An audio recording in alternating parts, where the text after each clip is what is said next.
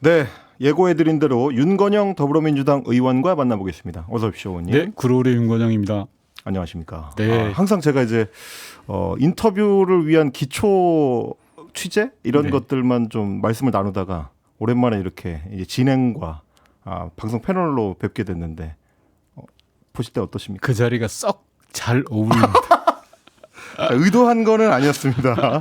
의도한 건 아니었고요. 먼저 좀 여쭤볼게. 내일 보니까 말레이시아에 파견되는 특사단으로 네. 함께 하시는 것 같더라고요. 내일 출국하시는 거죠? 네, 그렇습니다. 지난 정부에서 워낙 대한민국 외교가 무너졌기 때문에요. 이재명 정부가 그 외교를 복원하는 차원에서 세계 각국 주요국을 보내는데 말레이시아를 비롯해서 아세안 국가가 정말 중요하거든요. 저희가 전통적으로 주변 4강 외교를 했는데 그보다 좀 더 확장하자, 새로운 시장을 개척하자라는 차원에서 문재인 정부 때도 신남방 정책을 했고요. 특히 말레이시아는 아세안의 중심 국가입니다. 올해 네. 의장 국가이기 때문에 또 젊은 시장으로서 잠재력이 매우 큰 나라이기 때문에 특사단 활동을 통해서 양국 간의 관계를 보다 더 긴밀하게 만들 필요가 있다고 생각합니다. 그래서 이제 아세안을 보듬는 뭐 그런 차원에서 맞습니다. 이제 특사단으로 가시는 거고 본격적으로 좀 정치권 얘기를 좀 여쭤보겠는데 일단 내란 특검 팀에서 지난 주말 동안에 윤석열 씨를 이제 곧바로 구속 기소를 했습니다. 네. 뭐 여러 예측들이 있었습니다만 실제로는 이제 윤석열 씨를 조사실에 갖다가 앉히지를 못했고 네. 그러면 이제 추가로 뭔가 인치를 위한 조치를 할 수도 있다. 뭐 이런 전망들도 있었는데 그런 과정 없이 그냥 곧바로 기소를 했습니다. 어떻게 보셨습니까? 저는 특검이 실용적으로 판단한 것 같아요. 굳이 윤석열 씨가 조사 자체를 거부하는 상황에서 집착하지 않겠다. 네. 특검에 제한된 시간을 효율적으로 써야 되겠다라는 선택으로 봐야 될 것 같고요. 이 와중에 가장 아쉬운 건 윤석열 씨의 태도 아닌가 싶습니다. 저는 단 한 번도 어떻게 국민 앞에 고개를 숙이지 않습니까?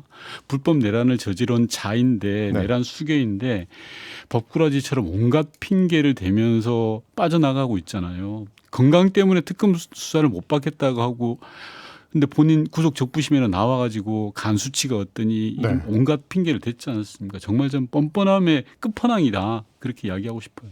그 굉장히 좀 독특한 피의자인데 전날은 몸이 아파서 서울중앙지법까지 못 간다라고 네. 했다가 그 다음 날에는 내가 구속적부 심사를 통해서 혹시 나갈 수도 있으니까 석방될 수도 있으니까 또 거기는 그렇죠. 똑같은 서울중앙지법에서 재판을 하는데 네. 거기는 출석을 하고 가서 자기 변명밖에 안 했잖아요. 그리고 건강상의 이유라는 게 뭐 간 수치를 이야기하는데 그 남는 건 교도생활 열심히 하면 간은 자연히 나아져요. 그걸 뭐 운동 많이 하고 그럼요. 이제 규칙적인 식사하고 그럼요. 술 안 마시고 그렇죠. 그 몸 다스리고 오면 돼요. 거기서 평생. 그리고 이제 또 하나 지금 우리 청취자분들이 궁금해하실 게 외환 관련된 문제, 그러니까 북한에 무인기를 보내가지고 북한에 도발을 하려고 했다. 네. 라는 혐의에 대해서는 이제 보도는 많이 나왔습니다만 실제로 이번에 구속영장에도 담기지 않았고 이제 기소 내용에도 없었는데 어떻게 진행되고 있다고 파악하고 계십니까? 우선 외환 관련된 수사는 어려운 부분이 많습니다. 대법원 판례를 찾기 어렵고요. 다음으로는 군을 대상으로 한 수사이기 때문에 군 특유의 그런 특성들이 있습니다. 아울러서 외국 또는 외국인 즉 북한과의 통모했다, 공모했다는 사실을 입증하기가 너무 어렵지 않습니까? 그렇기 때문에 대단히 어려운 수사다. 그리고 두 번째로는 검찰이 전혀 수사를 하지 않았어요. 이제 막 시작하는 겁니다. 네. 따라서 특검도 이런 부분들을 잘 알고 있기 때문에 속도를 내는 것 같아요. 그래서 드론 사령관에 대한 구속 영장을 청구했고, 근데 중요한 건 저는 좀 차분하게 세밀하게 갔으면 좋겠어요. 급하다고 막 그냥 갈 게 아니라 네. 왜냐하면 외환 수사가 그만큼 어렵기 때문에 이 부분은 좀 차분하게 갈 필요가 있겠다라는 생각이 듭니다. 그래서 보수 진영이나 혹은 김용대 드론 사령관 쪽에서도 얘기하는 게 이건 이제 통상적인 군사작전이었던 거고 그리고 그 당시에는 북한이 우리한테 계속 이제 오물풍선을 보내던 때라서 맞습니다. 대응 차원의 작전이었다. 맞습니다. 뭐 이런 주장을 하는 것 같은데 이거를 깨뜨릴 수 있는 어떤 결정적인 증거나 뭐 증언이나 이런 것들을 우리가 충분히 확보할 수 있을까요? 특검 쪽에서? 그 부분이 이제 내란에 종사했던 윤석열 등이 빠져나갈 구멍이 많은 거죠. 외환죄 같은 경우 제가 조금 전에 말씀드린 네. 그런 것 때문에 그래서 이적죄로 의율할 수밖에 없는 것 아니냐라는 생각도 한편에는 듭니다. 그러나 워낙 증거들이 제기되고 있기 때문에 네. 특히 무인기 관련해서는 단적인 예로만 들면 평양에서 발견되었다는 무인기와 우리가 우리나라에서 보냈던 무인기. 보냈던 무인기가 너무 흡사해요. 네. 제가 사진을 직접 봤는데 이거는 그냥 3살배기 아이도 보면 이게 같은 무인기구나라고 생각될 정도예요. 그리고 실제로 사실은. 우리 군에서도 분실했다고 하고. 맞습니다. 그래서 지금부터 특검이 차분하고 세심하게만 조사한다면 저는 충분히 입증 가능하다라고 보고 있는 네. 편입니다.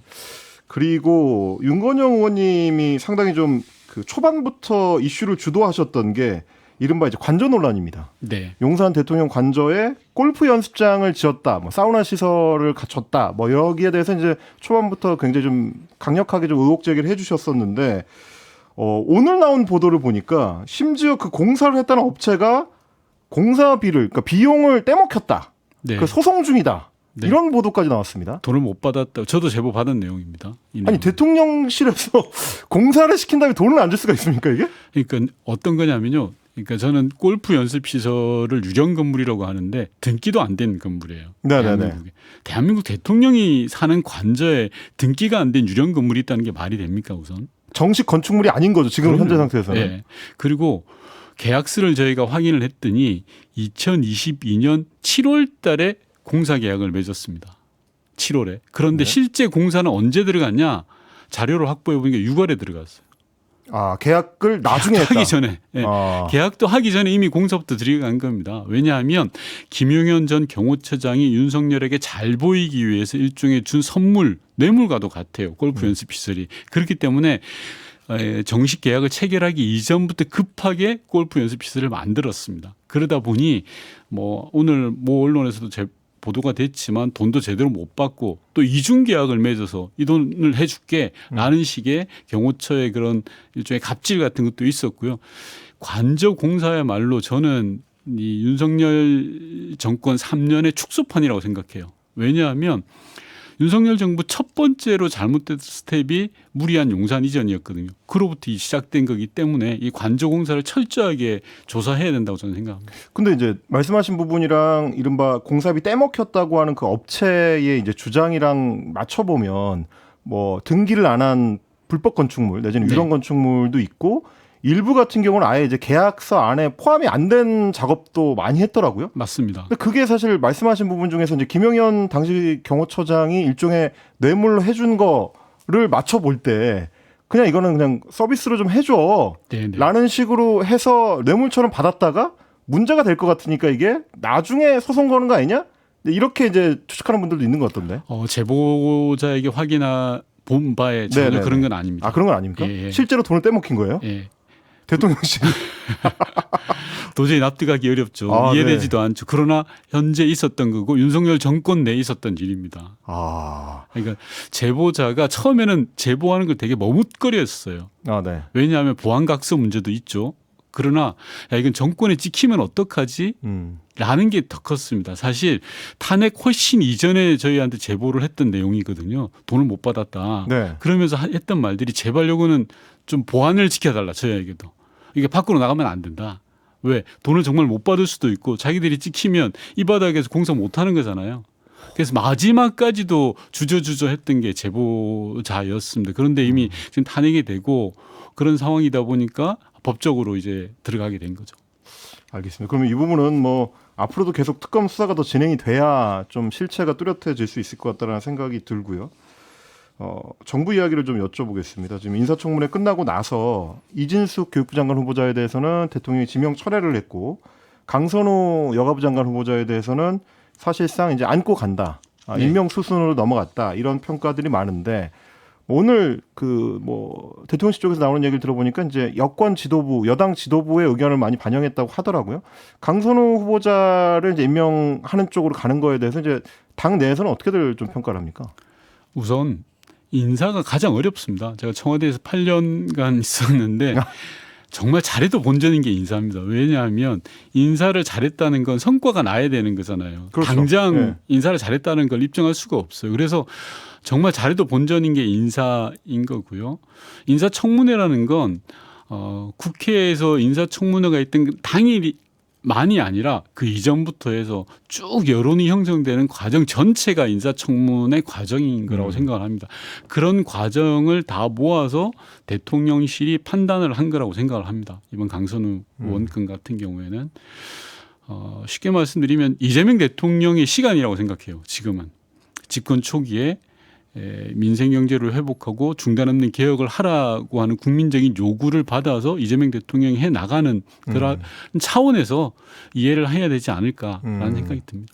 근데 이제 걱정을 하는 쪽에서는 그 부분을 지적을 하던데, 이를테면 이른바 이제 여권 전반적인 여권 진영 내지는 뭐 진보 진영 이런 쪽에서 대선 때까지 같이 해왔었던 동료들이 좀 빠져나간다. 이 걱정을 좀 하는 것 같습니다. 이를테면 뭐 참여연대라든지 뭐 오늘 논평을 낸 이제 민주노총이라든지 뭐 혹은 뭐 민주당 보좌진 협의회에서도 이제 이런저런 말들이 나왔었고, 그러다 보니까 이제 앞으로도 정권을 운영해 나갈 때 중요한 파트너가 돼야 될 사람들하고 이 사안 때문에 이제 부딪히는 양상, 이거에 대한 걱정들은 좀 없나요? 당연히 아프죠. 네. 특히 강선 의원 경우에는 같이 일을 했던 동료의 문제 제기잖아요. 그렇죠. 그거 어떻게 외면하겠습니까? 아프죠. 아프지만 만약에 임명이 된다면 강선 의원이 현 여가부 장관의 활동을 통해서 그걸 입증을 해내야죠. 아, 대통령의 선택이 올바랐구나라는 걸 입증해내는 책임이 있다고 생각을 합니다. 저는. 앞으로 이제 장관으로서 업무를 해나가는 걸로 입증해야 된다. 그럼요. 뭐 이런 말씀이신 네. 거고. 알겠습니다. 근데 이제 오늘 또 새로 추가된 인사 관련된 논란이 뭐 들으셨겠습니다만 이제 강준욱 대통령실 국민통합 비서관과 관련된 문제입니다. 네. 이 인사는 또 이제 강선우 장관 후보자하고도 성격이 좀 다른데 네. 뭐 기존에 이제 출판했었던 책의 내용이라든지 뭐 SNS에 썼던 글이라든지 이런 걸 보면 같이 갈 수 있는 사람이냐라는 의문을 품는 분들이 있어요. 거의 뭐 극우적인 인식을 갖고 있는 사람 아니냐. 왜냐하면 위안부 문제에 대해서도 부정적인 시각을 갖고 있고, 뭐 식민지 근대화론을 긍정한다든지, 뭐 혹은 뭐 촛불혁명을 비롯한 이 내란 국면에서의 스탠스도 완전히 좀 극우적인 입장을 취했었다. 뭐 이런 부분인데. 그런 것 같습니다. 대통령실에서는 국민 통합 차원에서 보수 인사를 함께 하자라는 그런 취지로 이분을 모신 것 같아요. 그 취지 자체는 뭐 온당하고 저는 합리적이지 않습니까? 다만 급하게 인수위도 없이 정부를 꾸려가는 과정에서 검증이 제대로 되었느냐라는 게 첫 번째 문제입니다. 비서관에 대한 검증이 제대로 되었느냐에 대한 문제. 두 번째 문제는 국민 통합이라 할지라도 과연 어느 선까지 국민 통합이냐, 즉 내란을 허용하는 것까지 우리가 안고 가야 될 문제야? 라는 문제가 있는 거죠. 그리고 위안부에 대해서 인식이 그릇된 인식을 가지고 있는 부분들에 대해서도 우리가 국민 통합의 범주에 있는 거야 라는 부분이 쟁점이지 않겠습니까? 저는 이런 부분들에 대해서는 대통령실이 잘 판단하시리라고 생각하고요. 지난 탄핵 과정에서 응원봉을 들고 우리 대한민국을 지켰던 다수 국민들의 뜻을 잘 새겨가지 않을까 싶습니다. 오늘 이제 대통령실에서 나온 입장을 보니까 자신의 과거 발언에 대한 어떤 반성이라든지 입장 변화 같은 것들이 좀 있었다. 뭐 이런 취지의 이야기, 그리고 이제 앞으로 사과를 어떻게 할 것인지, 어느 자리에서 밝힐 것인지 이걸 좀 지켜볼 일이다. 이 취지의 발언이 나왔거든요. 네, 그럼 당연히 사과해야죠. 내란을 부정하고 어떻게 민주주의와 헌법을 부정하는 사람은 전 통합의 대상이라고 생각하지는 않습니다. 그럼 혹시 사과하거나 뭐 반성하면은 계속 직을 수행할 수 있다, 뭐 이런 입장이시려나요? 그 부분은 국민의 공론이 저는 모아질 거라고 생각합니다. 그리고 그 공론을 대통령실이 외면하지 않을 거라고 생각하고요. 그러면 이제 좀 더 지켜봐야 된다라는 차원의 말씀인 걸로. 그리고 주말 동안에 뭐 민주당 지지층 입장에서는 좀 관심을 많이 가졌던 게, 지금 당대표 선출을 위해서 이제 순회 경선이 계속 치러지고 있는데, 일단 주말까지의 결과로 보면 충청권, 영남권에서는 이제 정청래 후보가 좀 이제 압도하는 양상으로 펼쳐져 가고 있는 것 같습니다. 근데 이제 오늘 보니까 원래 이제 호남권이나 뭐 경기권 이런 것들도 이제 일정대로 가려던 거를 좀 수년하기로 하고, 뭐 이렇게 지금 되고 있는 것 같아요. 아무래도 정청래 의원이 법사위원장을 하면서 탄핵 국면에서 큰 역할을 하셨죠. 그 부분에 대해서 당원들의 지지가 있는 것 같고요. 반면에 박찬대 의원 같은 경우에는 원내대표로서 지난 몇 개월 동안 얼마나 잘 끌어왔습니까? 저는 이런 부분들이 동시에 있다고 생각을 합니다. 아직까지 저희 당의 당원들 전체 포션에 절대적인 부분은 남아 있습니다. 수도권과 호남이 절대적이어서요. 저는 마지막 8월 2일 정도까지 가봐야지만이 제대로 알 수 있는 것 아닌가 싶습니다. 8월 2일에 다 합쳐서 경선을 하는 거죠? 이제 호남권까지 합쳐가지고. 그러면 거의 반 이상? 반이 아니라 절대적입니다. 3분의 2 이상? 지금 한 80% 정도까지. 아 그래요? 70, 그럼 완전히 70%, 극초반이네요 아직까지는. 70-80%가 남아 있는 그런 상황입니다. 아 그러면 뭐 여전히 이제 시간을 두고 이제 봐야 되는 국면이다. 네, 그렇습니다. 그렇게 이제 평가를 하시고 국민의힘 쪽도 좀 여쭤볼게요. 지금 당대표 선거 일정을 확정을 했습니다. 8월 22일 날 전당대회를 치르기로 했는데 김문수 전 후보가 전 대선 후보가 일단 출마 선언을 했고 네. 그리고 장동혁 의원도 이제 출마 선언을 했고요. 근데 이분들이 다 지난 내란 국면에서는 대체로 윤석열 쪽에 서셨거나 긍정하는 흐름에 이제 서셨던 이런 분들입니다. 그리고 부정선거를 계속 주장해왔었던 이제 전환기 씨가 입당하면서 또 당내에서 이제 파란이 좀 일어나는 중이고 앞으로 전당대회 분위기 좀 어떻게 진행될 걸로 전망을 하십니까? 우선 뭐 제가 남의 당에 대해서 이렇게 당나라 배추나라 할 네. 문제인가 싶겠지만 아직 정신 못 차린 것 같아요. 국민의힘은. 국민의힘이 아직 정신 못 차렸다. 예, 왜냐하면 극우 정당으로 남을 거냐 보수 정당으로 남을 거냐의 중요한 갈림길에 서 있는데 여전히 헤매고 있어요. 그러니까 예를 들어서 볼게요. 윤희숙 전 의원이라는 혁신위원장, 쉽게 말하면 의사를 고용한 거 아닙니까? 그래서 그렇죠. 국민의힘을 좀 고쳐봐라. 암 환자라고 하면 암을 좀 수술해봐라라고 했는데 아주 극우적인 인사를 즉 암 세포를 다시 또 들어와요. 한쪽에서는. 말도 안 되는 상황이잖아요. 한쪽에서는 암을 고치려고 하고 한쪽에서는 암 세포를 다시 또 집어넣으려고 하는 그런 상황이거든요. 저는 이재명 정부의 성공을 위해서라도 국민의힘이 제대로 된 보수 정당이 돼야 돼요. 그래야 대한민국이 제대로 나아갈 수 있는데 국민의힘이 계속 이런 식으로 극우와 절연하지 못하고 발목 잡히고 함께 가는 모습을 보면 나라를 위해서도 안 좋기 때문에 좀 정신 차렸으면 좋겠다라는 말씀 드리고 싶습니다. 좀 건강한 당으로 좀 거듭났으면 좋겠다. 예. 라는 취지의 말씀. 그러니까 전환기 씨를 비롯해서 이제 극우 세력하고는 좀 단절할 수 있는 움직임이 좀 필요하다. 단절해야죠. 왜 탄핵당했는지 왜 대선에서 졌는지 아직도 모르는 거잖아요. 그렇죠. 그렇죠. 네. 아직까지는 좀 매듭을 제대로 못 짓고 있는 것 그럼요. 같다. 이런 취지의 말씀으로 네. 듣겠습니다. 알겠습니다. 그러면 내일 이제 말레이시아 잘 네. 다녀오시고. 한 가지 좀 말씀드리고 네. 싶은 건 이번 내란 특검에서 검찰에 대한 수사를 잘 안 하고 있는 것 같아요. 이제까지 검찰은 내란의 무풍지대였거든요. 왜냐하면 제가 몇 가지 좀 예를 들어서 설명해 볼 텐데 김용현이라는 사람이 내란의 검찰의 자진 출석을 했습니다. 그러면서 검찰은 김용현의 비하폰도 제대로 저희 시간이 다 돼가지고 그래요. 다음 기회에 네. 다녀오셔서 또 들어가겠습니다. 드리겠습니다. 고맙습니다, 의원님. 네.